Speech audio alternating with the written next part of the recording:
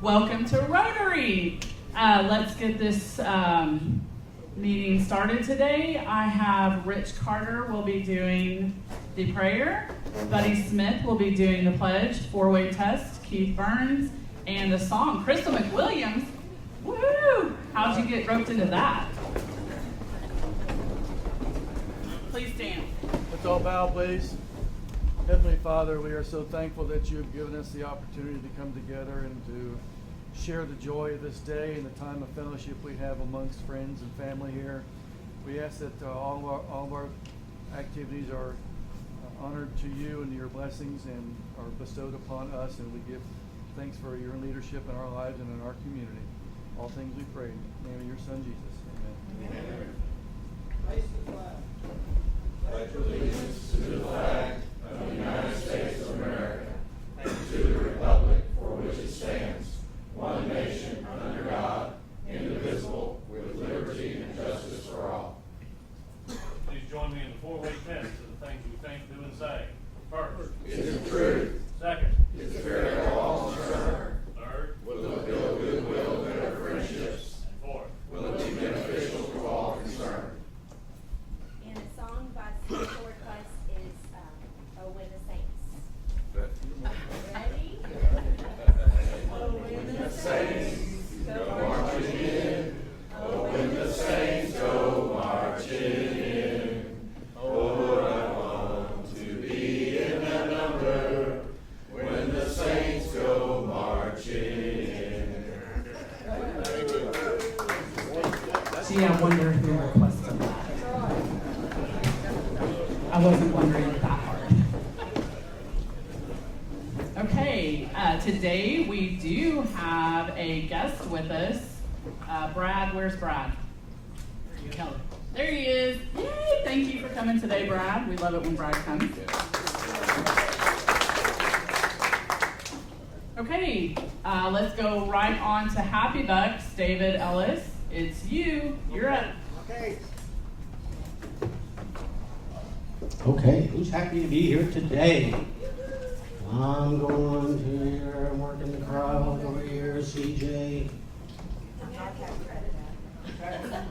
I have two announcements. One, we are selling back the blue signs back here in the back of the room, $10 for signs, show you love us. And the other is on your table.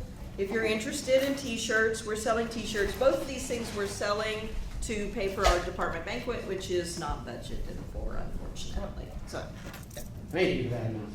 yeah, well, Okay, if everybody will look at the back of your placemats, I've designated people who are Air Force, Army, and Navy, because those were the only ones that they told me about. If you are not on there, or you're not marked, just let me know. awesome. What's a smiley face by your name?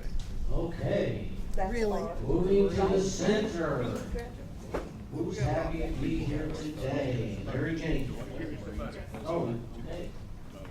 I am happy though. He's happy. He's trying to put me on the spot. David? I'm happy to donate money to Tools for School. Tools for school. Tools for schools. Oh, here we go. Oh, is that?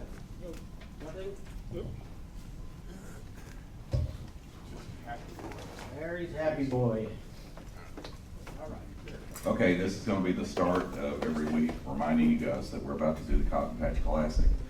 And we are in need of some volunteers coming up really soon. We'll be sending around sheets then, but in the meantime, we also need some help, especially for the road placement signs. Jerry Morris wants this to be his last year to do it.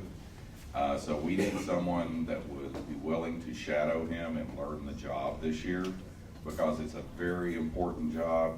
One misplaced sign or song, you know, it could be put somewhere wrong and we've got bikers going in the wrong direction or whatever.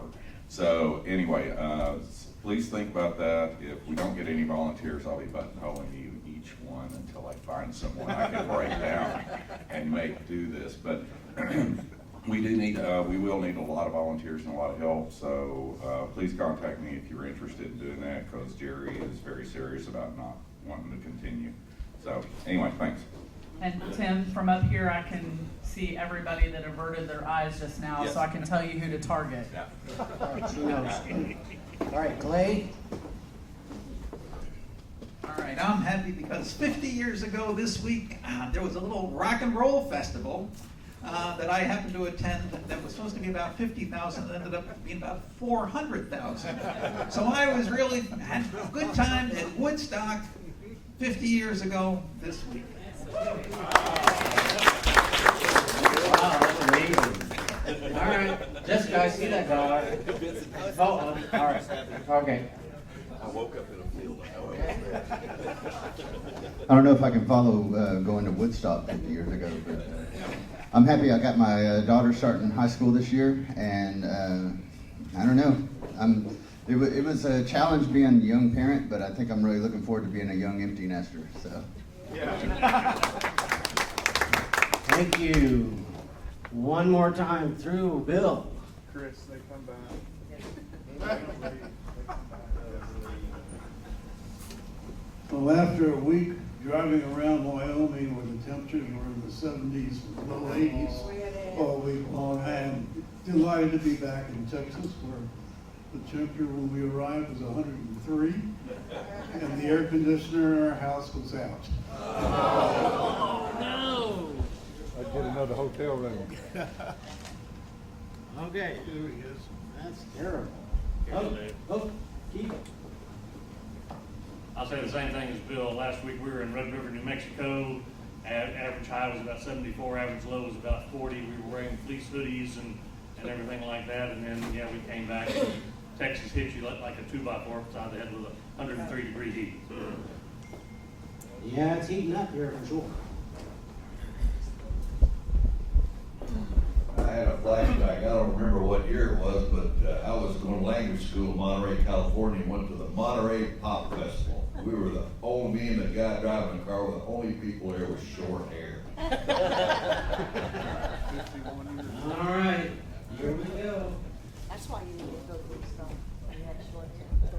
Yeah, no about no air conditioning for 3 days. $7,400 later, I got some. It's nice. Anyway, the museum thanks the Rotary Club for donating a very, very old typewriter, which I found in the basement.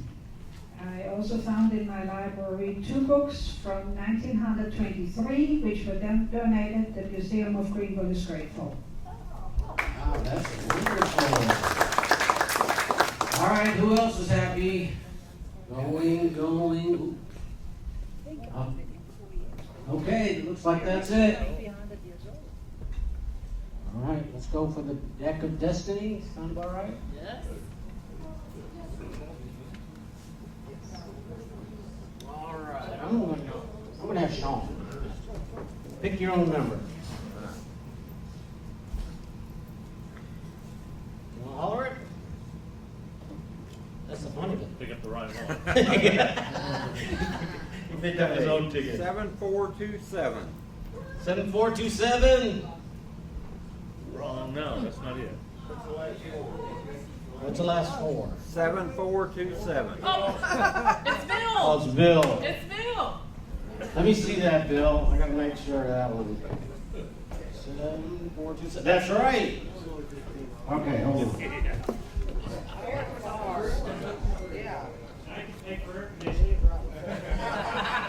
How much is this worth? I don't know. Josue, I need to find that out. How much is in here anyway? $10. He just took a bite, don't you know? I was gonna ask you that today. 4 diamonds. That's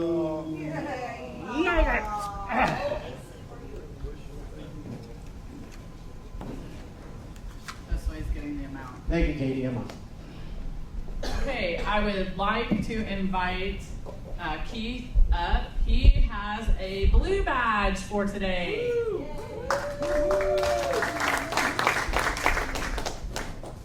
Mr. Todd Akers, please come up. If y'all haven't met Todd, this is Todd Akers. He runs Akers Network Technology. He calls himself the Ant, and he can take care of all of your network needs, computer needs. And he has achieved all of his red badge to blue badge checklist, so we're going to pick up his red badge and officially give him his blue badge. And if y'all will welcome him and give him a round of applause, he is now officially a member.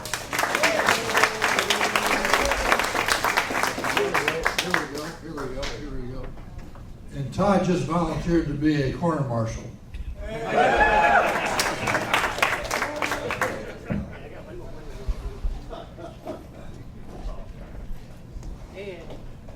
Make sure you get your tickets next week because Happy Bucks got $460 just for you. All right.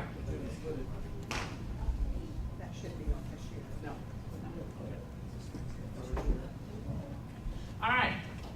Yes, and I'm going to tell you to go along with the volunteering for a corner marshal thing. The reason that Tim Dooley is begging, and he is begging, for somebody to volunteer to shadow Jerry Morris is because I told him I would do it this year, and I don't know anything about nothing fight related. So please have somebody that actually knows something shadow Jerry Morris this year. Okay, I would like to invite David Weiland up. Are you going to introduce our program this afternoon? Well, we're going to be talking a lot about the Cotton Patch Challenge, and that's the purpose of our program today. I have invited Mr. Jim Davenport with the Sabine Valley Amateur Radio Club, and he's brought Devlin Kirchman with him, and they're going to tell us what they do. And I can tell you for a fact because I've been involved in this Cotton Patch Challenge for a number of years, we cannot successfully and safely put on this Cotton Patch Challenge bike ride without the Sabine Valley Amateur Radio Club. You have no idea of their involvement, the resources, and the manpower that they bring for that day. They even get out and ride the course beforehand to make sure that there's no dead spots in transmission and reception. They just do a wonderful job. So we wanted everyone to hear from them, know what they do. Cotton Patch Challenge is not the only event that they provide local assistance on.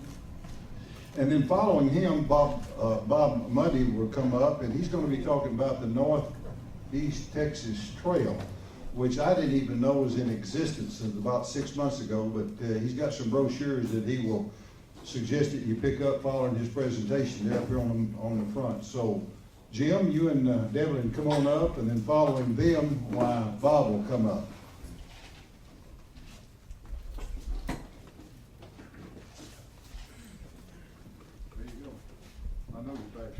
Oh, yeah. Thank you, David. I'm probably gonna need this if you don't mind, and this is local beverage, right? Not the adult kind. Morning, everybody. I'm Jim Davenport. Morning, Jim. With me is Devlin Kirchman. And there's a lady who's sitting over here in a uniform somewhere.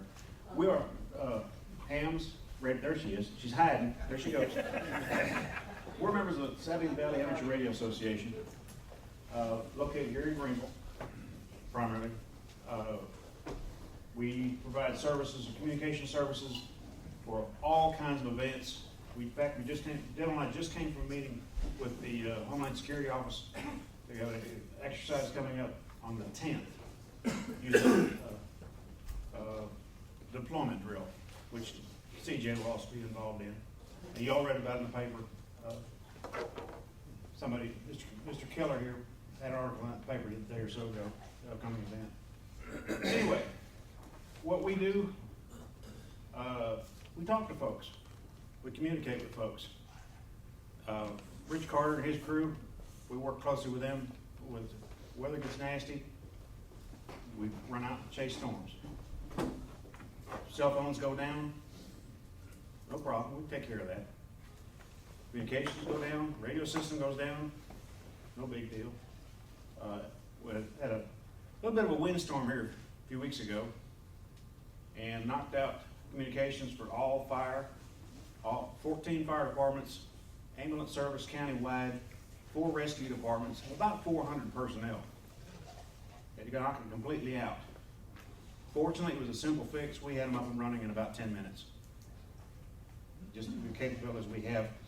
And Brad mentioned that in his article about that. Thank you, wherever he disappeared to. Brad, thank you for that write-up. You'll see this trailer out in the back. We're kind of proud of it. Please take a moment and go through it. It's our mobile emergency communication center. If you have an event of any kind, cotton patch, bike rally, Rich has a few things coming in, exercise drills, we'll be glad to help y'all. We are Sabine Valley Amateur Radio Association. We're associated with the national group, the American Radio Relay League, which was formed over 100 years ago. One of the founders was Hiram Percy Maxim. And one of his precepts was, getting licensed is a rite of passage. Whoever you are, from a 6-year-old to a 106-year-old, from the banker to a grave digger, you pass that rite of passage, you're on a first name basis, no matter who you are. And that's been carried on down through history. Communications, whether it's here at a marital situation, school, is a basic need. Any two people who work together, they have to be able to communicate somehow. To further that goal, in a group, it has to be accessible and understandable. If we can't understand each other, we can talk and talk and talk, but if I speak one language and CJ speaks another, she'll probably win before the day's over, but I'm not going to understand what she's trying to tell me. There again, whether it's bicycle effort, storm, communication is the key link. We try to provide that link. Amateur radio, or HAMS, is the largest non-governmental pool of radios, frequencies, modes, capabilities in the world. This is partly due because amateur radio is the research and development for communications anywhere you want to be. The cell phones that we have were originally ham radio back in the early 1970s. The communication today, the packet, the text messages, was developed by hands back in what we refer to as packet radio, back in the late 70s, early 80s. As this progresses and progresses, and there are things that you're going to see in the future, the hams get to tinker and play and toy. We're given these frequencies and these vast amounts of stuff to do, to go out on a little sandbox and learn and play. When we get it perfected, open source, back and forth, somebody will say, that's a pretty good idea, I can make some money on that. We'll tweak a little bit of thing, patent it. By God, we'll be rich. And we see that come to happen. We regularly assist state, local, federal agencies in disaster response and severe weather spotters. Y'all, I don't know how many times somebody's called me. We're chasing storms, and my cell phone rang, and somebody's asked the radio station or wherever we happen to be working at a particular day what we're seeing, what's going on. The hospital a few weeks ago was listening to storm chasers, which are local hams. They didn't need to be prompted from here, there, or yonder. They had first-hand information about trained, certified, reliable individuals that X, Y, and Z is fixed to hit the fan. You take care of your business. They did. We heard about it later afterwards. We share, as part of our responsibility, we share radio spectrum with lots of different agencies. U.S. Coast Guard, for example, NORAD radar. Remember a few years back we were worried about some Ruskies sending things over the poles coming our way? The radios we have share the same frequencies as that radar's, the anti-ballistic missiles radar system, and they're still in place. We also share frequencies with federal government agencies. Should something happen, their stuff goes down, they just pick up, carry on with what we've got. Different modes available to us: voice, AM and FM, like your car radio, sideband, which is very, very efficient use of the same equipment, Morse code, which is the original data system, the original. It goes back much earlier than texting. And if you saw David Letterman just a few years ago, he had brought two guys out, two kids with a text machine, text messaging one or the other, and two guys were ham radio operators with a Morse code sender. Which one won the race? It wasn't the kids. We also have our own email, fax, and photo systems. We have our own satellites. And too many more measures that we could possibly think of to mention here. And it's accessible to anybody. It's free. It's open source available. To communicate on our end, if you come to us and say, I need to get in touch with the governor, I need to get in touch with XYZ military or the Red Cross, who do you want to talk to? What kind of information you want them to have that you want to send to them? You know, what's the priority level? Is it high priority? Is it life or death? Or is it, tell my brother-in-law I like him, you know? Whatever works for y'all.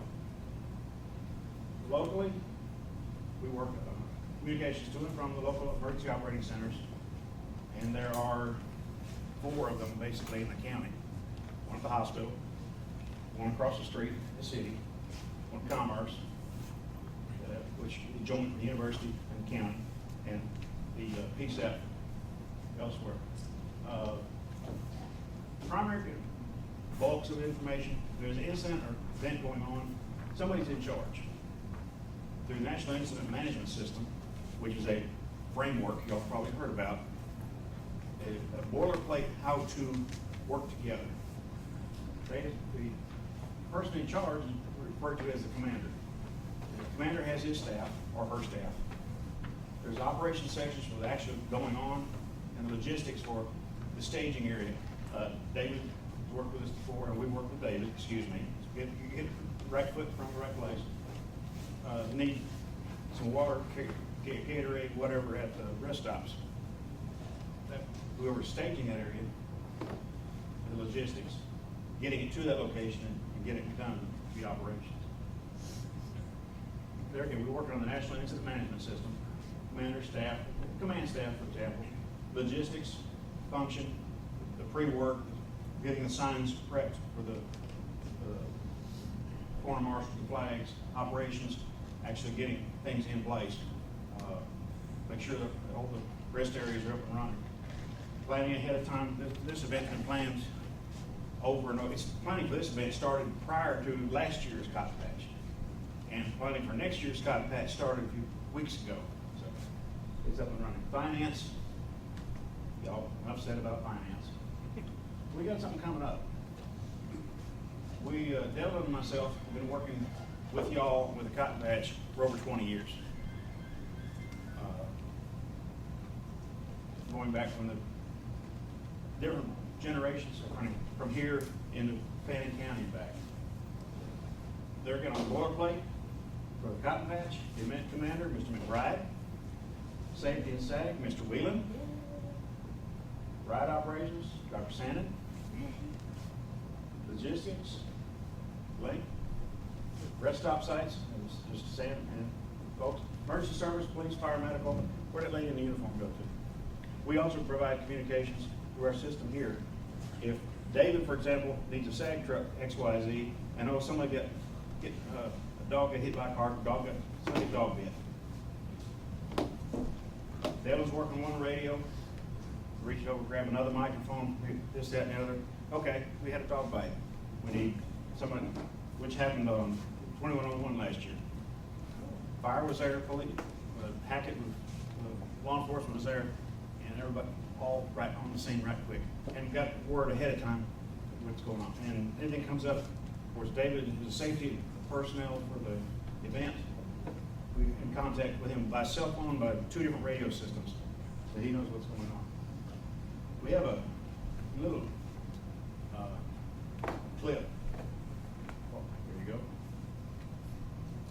The different agencies have recognized our value of ham radio. This was an actual director of FEMA. Get it to come up, check there. This thing's play.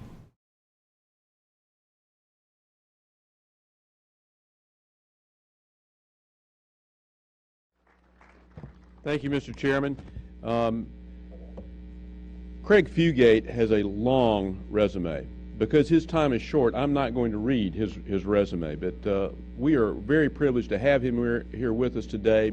And let me say this, he oversees 3,700 employees, another 4,000 that look after us, prepare for disaster, respond to disaster. With a great deal of pleasure that I get to introduce to you today Mr. Craig Fugate, Administrator of FEMA. Thank you, sir, for being here.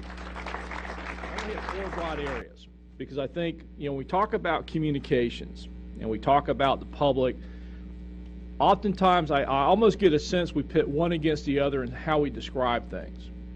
I think we talk a lot about social media at the expense of the broadcasters. I think we talk a lot about public safety communications, but then we come back to broadband.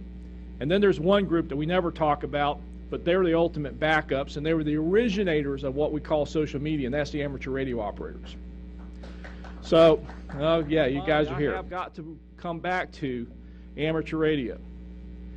The initial communications out of Haiti, some of the communications at various parts, and we go back and forth across these disasters, is volunteers using assigned frequencies that they're allocated, their own equipment, their own money, nobody pays them.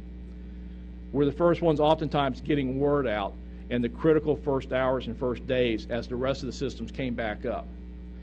And I think that there's a tendency that because we have done so much to build infrastructure and resiliency in all of our...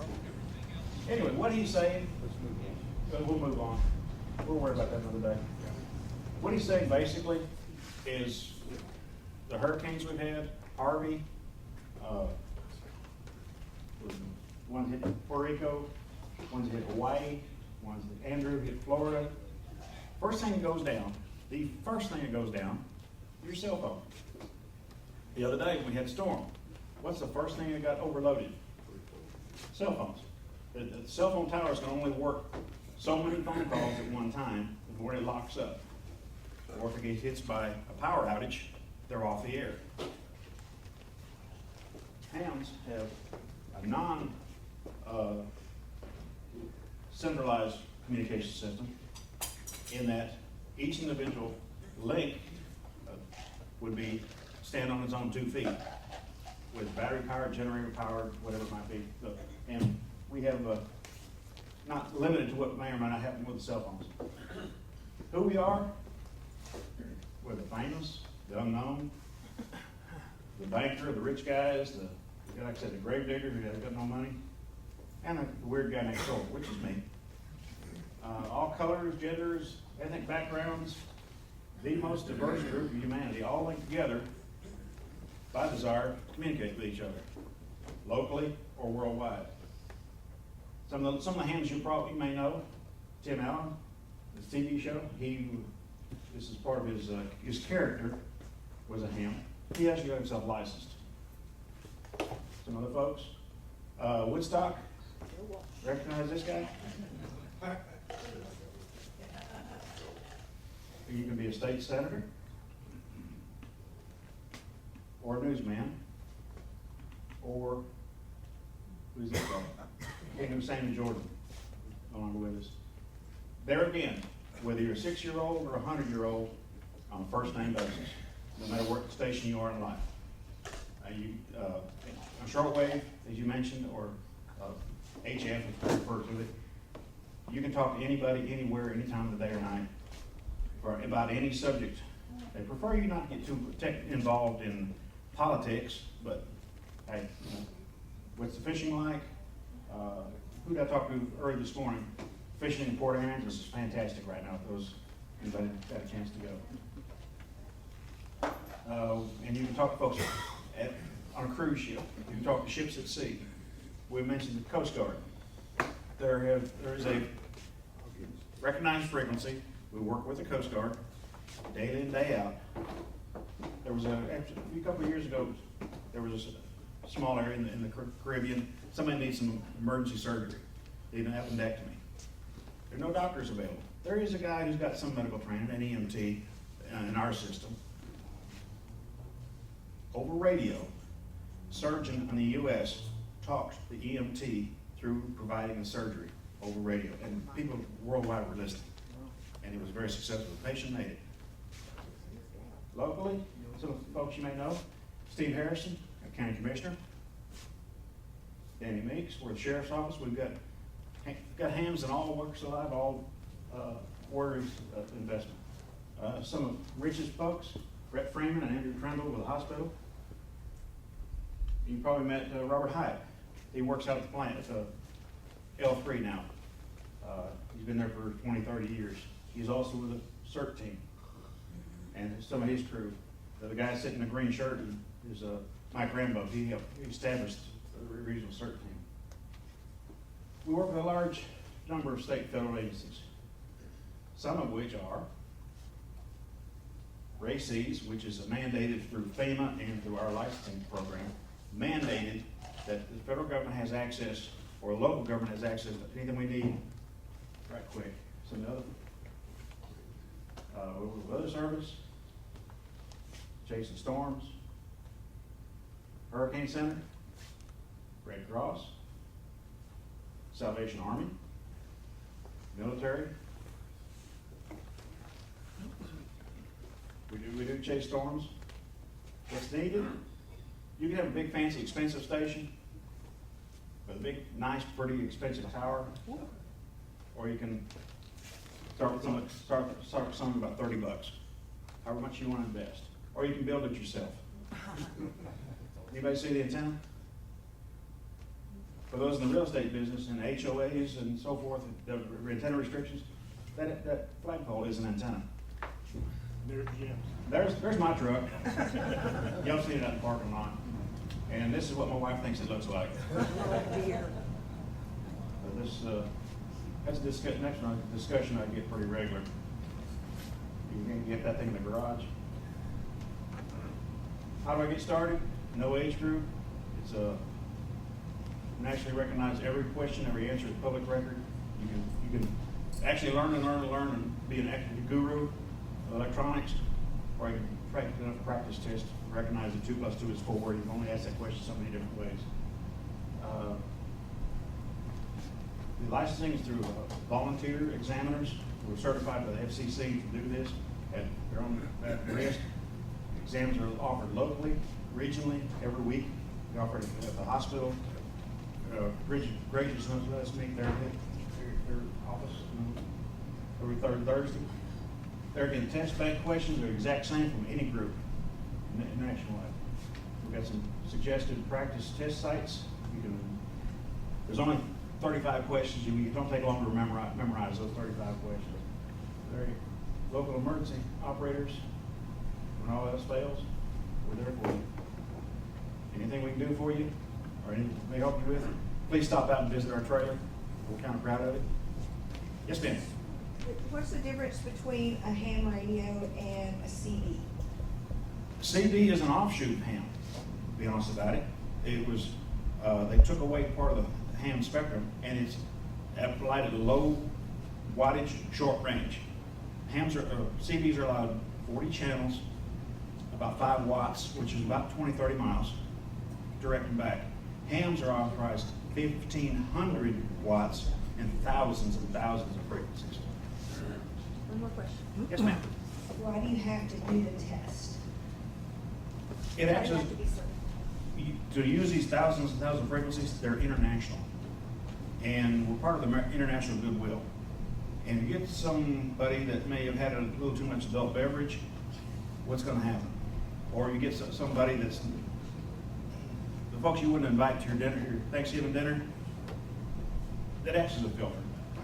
So, the basic course is primarily do's and don'ts, where you're allowed to drive them down the highway, like your initial driver's license. It's very simple. What if you get the crazies? What if you get a crazies and they pass the test? If they get a crazy and pass your test, the fine for doing something stupid is $10,000 per day per violation. So if Devin and I certify you to have a license, if you screw up, that's $10,000 a day for you, plus $10,000 a day for each of us. So we're going to be a little particular about how our bank account goes. The woman who has to be answered to is going to be very upset if we screw up. You go to jail. We need to go to the next program. We need to go to the program. We need to cut this short. I appreciate y'all's help, and I appreciate the invitation.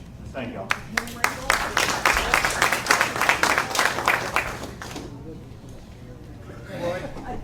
Roy, I've got a video. If we don't have any sound, it's not the person showing. Can you check and make sure that thing's going to work? Yeah, I don't know where the thought that I know what I'm doing came from. Well, But give it a whirl, because you know more than I do. Okay.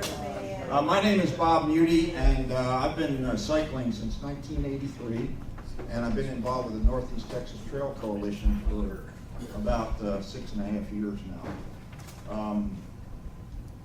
We have been working to develop this 130-mile corridor that you're going to hopefully hear about in a minute. And we're making some significant progress now. Let me go ahead and tell you a little bit about it. Before we do the video, I was going to do this in a different order. And just this is one, right? Okay, the Northeast Texas Trail Coalition is excited to announce that the Texas Parks and Wildlife Department recently approved 6 different grants totaling $1,174,400 $1,174,400 for various Northeast Texas trail projects.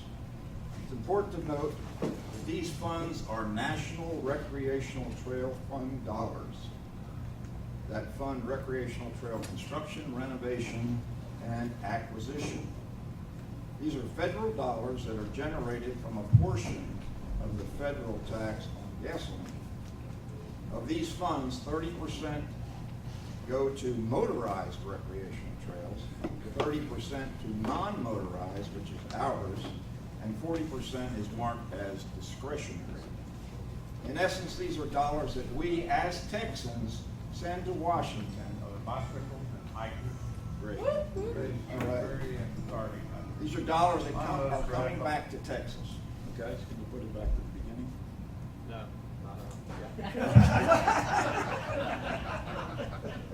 I'm going to let you watch this video. It's about 8 minutes, and we'll go from there. Everyone loves a trail, especially a 130-mile trail. The Northeast Texas Trail is just that, and it stretches across the beautiful countryside of Northeast Texas, from Farmersville near McKinney, through Paris, Reno, Blossom, Clarksville, DeKalb, to New Boston near Texarkana. I utilize the Northeast Texas Trail for exercise and just as a good way to get away. The serenity of being away from the city, out in nature, in an area where there are no vehicles other than other bicycles and hikers is very cathartic, I think. My most gratifying experience when I'm using the trail is seeing all the families that come out and use the trails. A lot of times in today's world, we don't have a lot of time for family activities, and it's great to see a place like the Northeast Texas Trail where families can come out and in a healthy environment spend time together. Bikers, people walking on the trail, runners have used it, and it's been a really neat place to just have a safe form of recreation away from motorized vehicles. Located on an old railroad corridor that has been rail banked, the net has been partially developed and is in active use as a linear park. Bicyclists, hikers, joggers, and families on a stroll enjoy the safe and peaceful space provided by the trail. Many use the trail to support a healthy lifestyle. When completed, the Northeast Texas Trail will be the 5th longest trail in the United States and the longest in Texas. But there is more to an extended trail than just recreation. It can be a tool for economic development, especially in economically distressed rural areas. 130 miles is going to make a huge economic impact. There's 5.8 million people in the Metroplex. From the east side, there's in Texarkana, there's over 75,000, and all the people in between being able to connect with each other. I just think the economic impact we're going to see is each one of these little towns, some of them are very disadvantaged economically, and so the opportunity to have people coming, that amount of people, traveling back and forth, enjoying recreation, is going to be awesome. We had an economic impact study done briefly. They said with this study that this is the biggest economic impact the city of Boston will have, coming and going. So we're really looking forward to developing our trail. I see the biggest economic impact for the Northeast Texas Trail being the out-of-town visitors. We've already had users come as far as Houston and from adjoining states. As the trail is improved, I only see that increasing. Other long trails in the United States have seen an economic rejuvenation of small communities by the development of rail-banked trails. One example is the Katy Trail in Missouri, which crosses the entire state. Yearly, over $18 million is infused into the rural communities along this trail, and hundreds of jobs are supported. The last week of July, my wife and I went and visited the Katy Trail in Missouri. We spent an average of $400 apiece. During those 5 days on the Katy, we stayed at 2 bed and breakfasts, ate at numerous restaurants, bought provisions, fuel. Yeah, those are some of the benefits that the Katy Trail has seen through the years, and it would apply to the Neck Trail as the Neck Trail becomes established. Well, my name is Dottie Vance, and my husband and I own Dottie's Cafe in Hartsburg, Missouri, and we love it. We'll be here 13 years in February. We have most of our guests come from the Katy Trail. Our decision to buy this place was difficult. It's a good business for us. It's not something we had anticipated doing, a bed and breakfast. But I think the clincher was the fact that it was essentially across the street from the Katy Trail State Park, the Hartsburg location. And so that supplies a pretty much steady stream of guests in the 4, 5, 6 months of the season.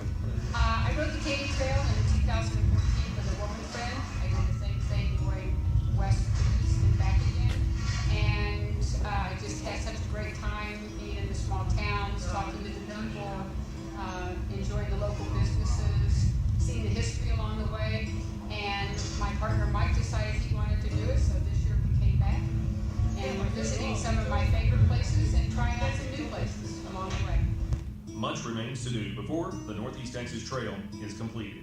With 55 passable miles, plans are in the works to develop the remaining 75 miles.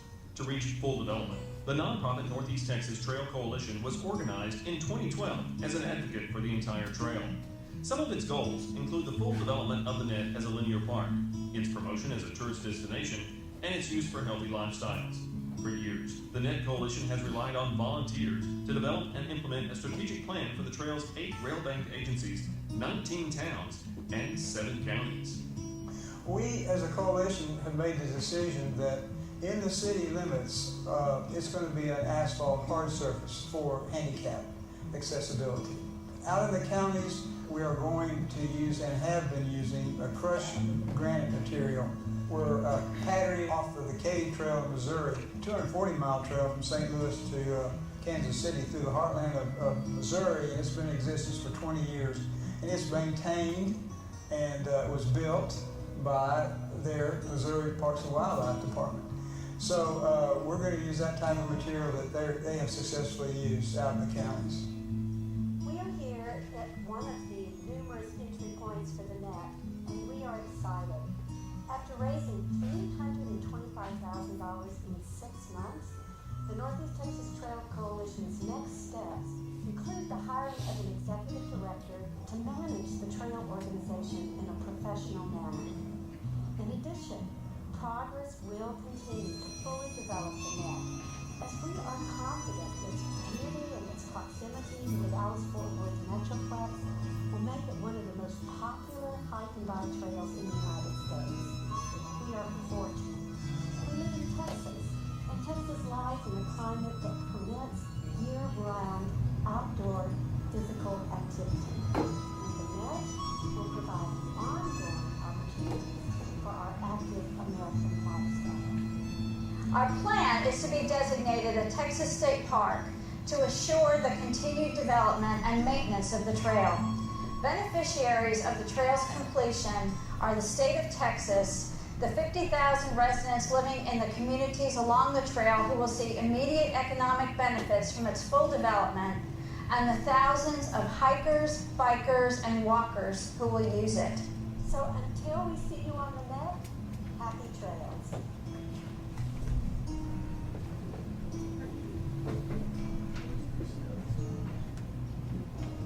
Okay, I want to tell you a little bit more about these grants so that you have an idea of what's really happening in our area. In Hunt County alone, we've been been given $200,000 by the Parks and Wildlife Department to begin work, which will start probably in October, from Merritt to Celeste, okay? We had to put up $50,000, they give us $200 back. We also have a grant approved up in Wolf City, and they are going to get the same amount of money and do a 1 mile section from downtown out to the lake north of Wolf City. That construction will probably begin sometime next year. We will be soliciting a third grant in February to do Celeste to Wolf City. And once we get those three married together, we'll be able to introduce about 26 miles of trail to the people in the Metroplex. And that's critical to the development of the trail and the development of match money to make this happen. The Northeast Texas Giving Day is going to be on September the 19th. And the NET has joined Northeast Texas Giving Day, so you can go to Northeast Texas Giving and donate.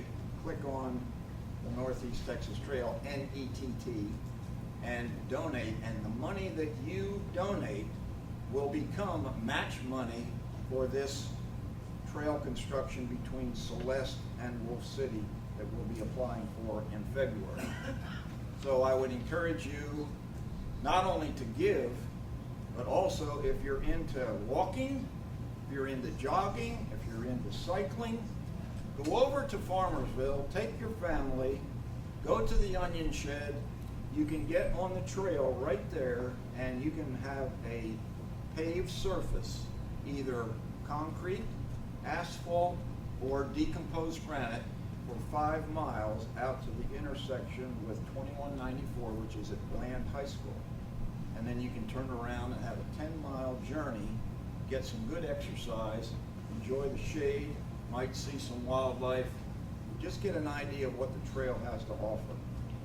If you're really adventurous, you can go beyond Merritt, but you better have a mountain bike because it gets primitive, okay? And that's the section that we want to start working on. What we're going to do is we're going to grade the surface, we're going to provide for better drainage, we're going to put up safety bollards, which are the metal, heavy metal, to prevent motorized traffic. We're still getting a lot of damage to our corridor by people with their ATVs, particularly when it's wet.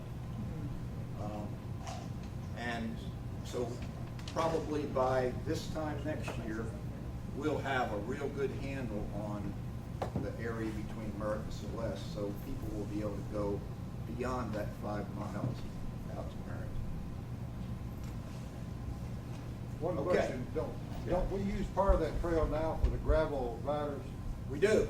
The Greenville Gravel Grind, which is an associated event with the Cotton Patch, uses a portion of the trail north of Celeste, between Celeste and Wolf City, which has currently not been improved, but they use it, and we advertise that because the proceeds from the Greenville Gravel Grinder, which we call the G3, the proceeds go to the Northeast Texas Trail, or in particular, the Chaparral Rail Trail, which is the portion here in Hunt County, which I happen to be the president of.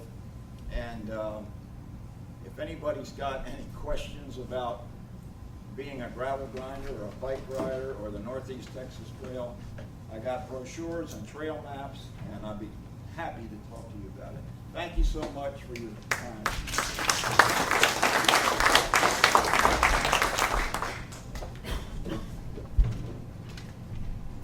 I want to thank all of our speakers today. That was wonderful information about what we have coming up. We have the Cotton Patch Challenge. I would like to invite all of you. Chris has had these wonderful posters made up. Please come up here and grab one of these, put it in your business, put it in locations where people will see this and will know to come to this event. The last thing I'm going to tell you about is on your tables, you'll notice the little Pints for Polio signs. That is next Thursday, the 29th. If you cannot make it to the event that night, please remember that Laura is graciously donating 10% of the food sales all day long. So take your family, yourself, your office to go and eat that day at Ash and Rose for lunch. And also, if you plan on being at the event, we need some volunteers to help work the event. And Jessica has a sign-up sheet for some t-shirts. Literally, this minute right here is the last minute you can get an End Polio Now t-shirt if you do not already have one, and we will be wearing them the night of the event. Okay, if anybody has, does anybody have anything else? All right, that's Rotary for today.